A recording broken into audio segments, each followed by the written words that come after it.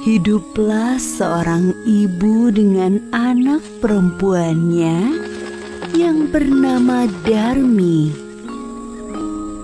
Ayah Darmi sudah meninggal saat Darmi masih kecil.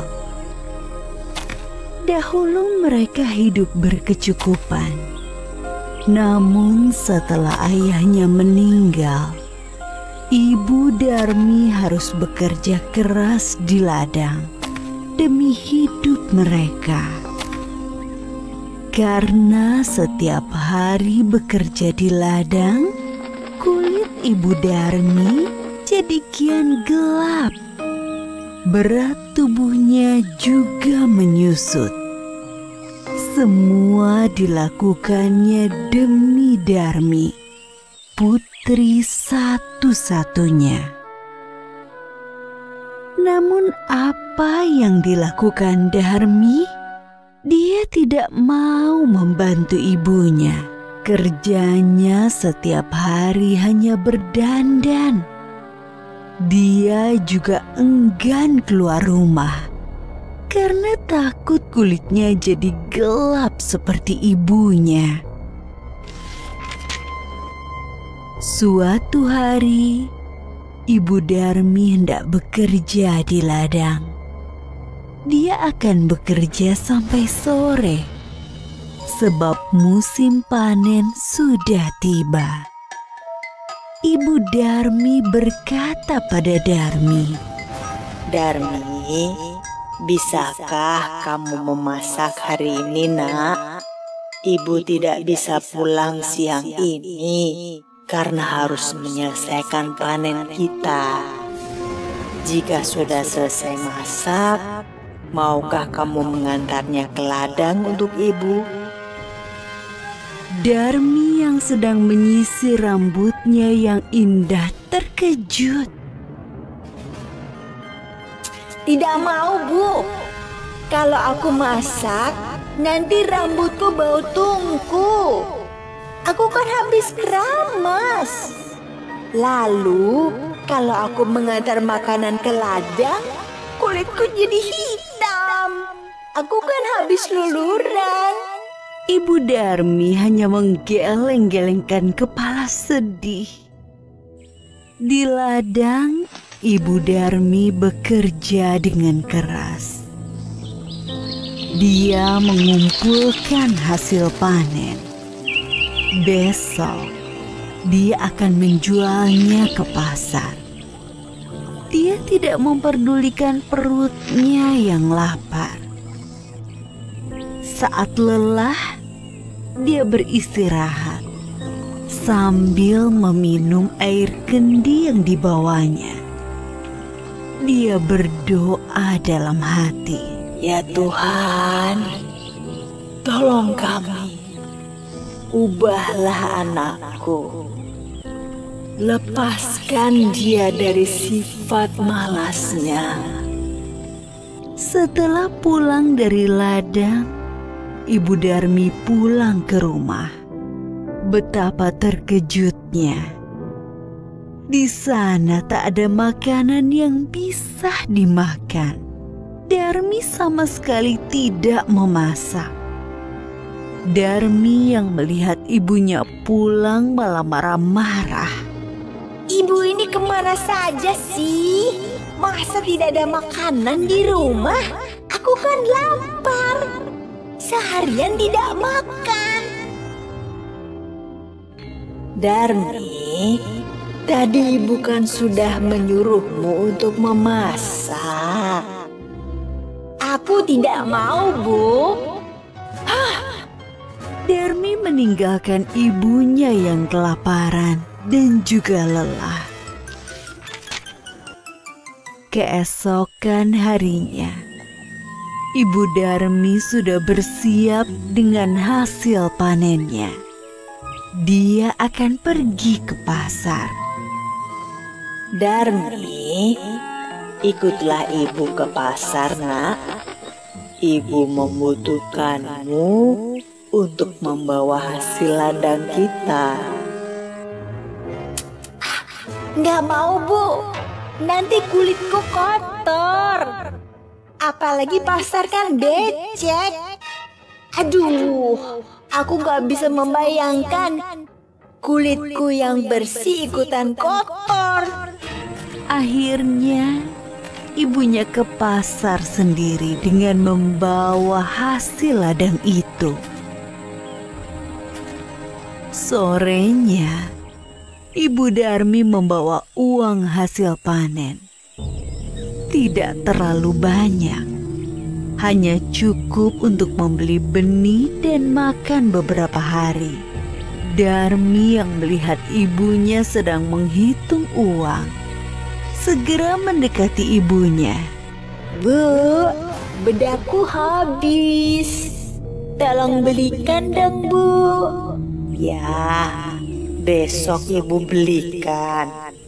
Tapi kamu harus ikut supaya ibu tidak salah beli. Akhirnya Darmi dengan terpaksa ikut ibunya pergi ke pasar.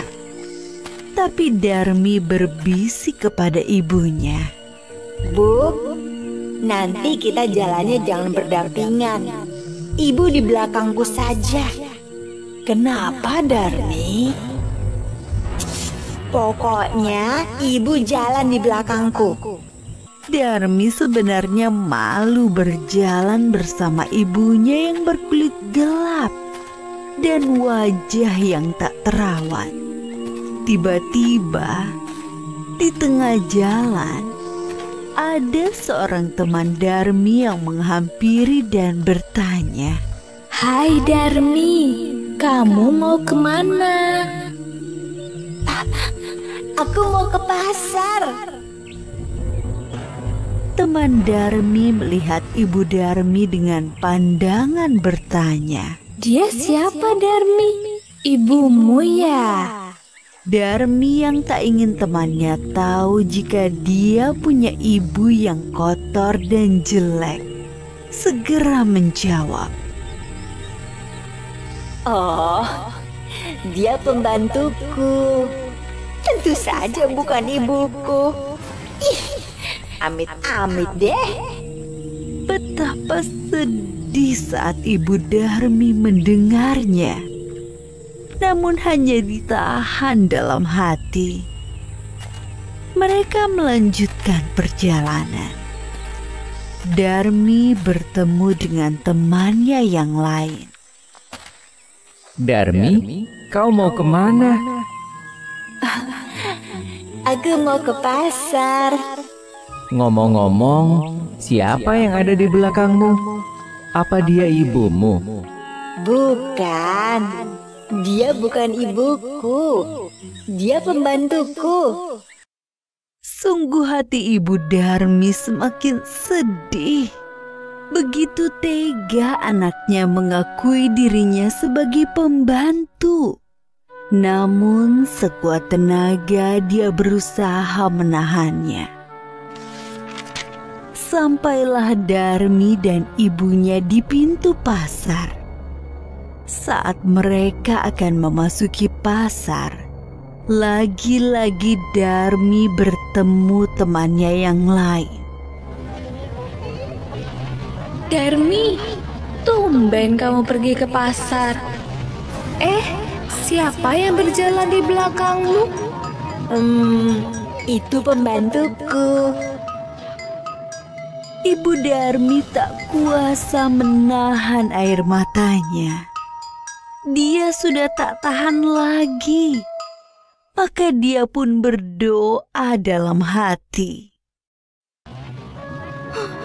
Ya Tuhan, hamba sudah tidak kuat lagi dengan sikap anak hamba.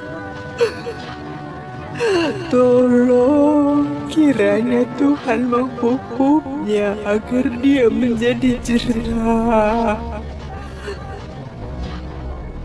Setelah Ibu Darmi selesai berdoa, tiba-tiba Darmi menjerit. Ibu! Tolong aku! Ada apa dengan kaki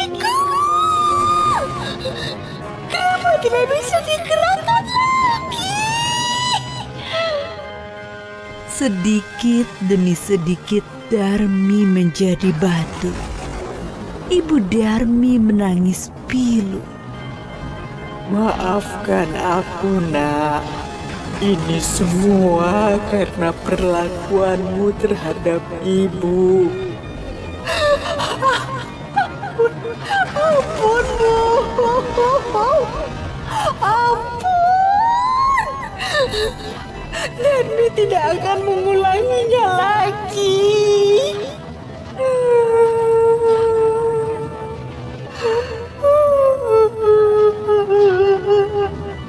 Darmi merintih sambil menangis meminta ampunan ibunya.